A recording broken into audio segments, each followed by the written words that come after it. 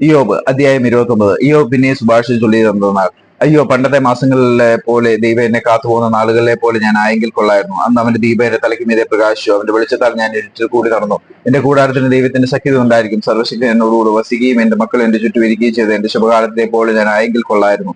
അന്ന് ഞാൻ എന്റെ കാലുകളെ വെണ്ണ കൊണ്ട് കഴുകി പാറ എനിക്ക് തൈല നദികളെ ഒഴുക്കി തന്നു. ഞാൻ പുറപ്പെട്ട് പട്ടണത്തിലേക്ക് പടിവാതിൽക്കൽ ചെന്ന് വിശാല സ്ഥലത്ത് എന്റെ ഇരിപ്പിടം വെക്കുമ്പോൾ യൗവനക്കാർ എന്നെ കണ്ടിട്ട് ഒളിക്കും. വൃദ്ധന്മാർ എഴുന്നേറ്റ് നിൽക്കും. പ്രഭുക്കന്മാർ സംസാരം നിർത്തി കൈകൊണ്ട് വായ പൂത്തും.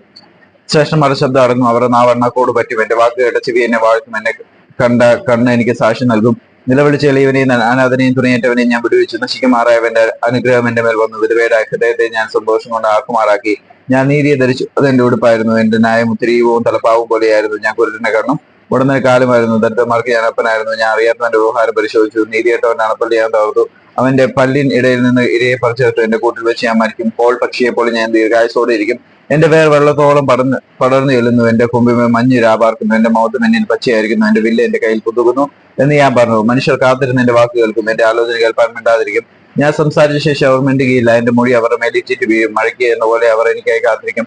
പിന്മഴയ്ക്ക് എന്ന പോലെ അവർ വായ പിളർക്കും. അവർ നിരാശപ്പെട്ടിരിക്കുമ്പോൾ ഞാൻ അവരെ നോക്കി പുഞ്ചിരിയിടും. എന്റെ മുഖപ്രസാദം അവർ മങ്ങിക്കുകയുമില്ല. ഞാൻ അവരുടെ വഴി തിരഞ്ഞെടുത്ത തലവനായിട്ടിരിക്കും. സൈന്യസഹിതനായ രാജാവിനെ പോലെയും ദുഃഖിതന്മാരെ ആശ്വസിപ്പിക്കുന്നവനെ പോലെയും ഞാൻ വസിക്കും.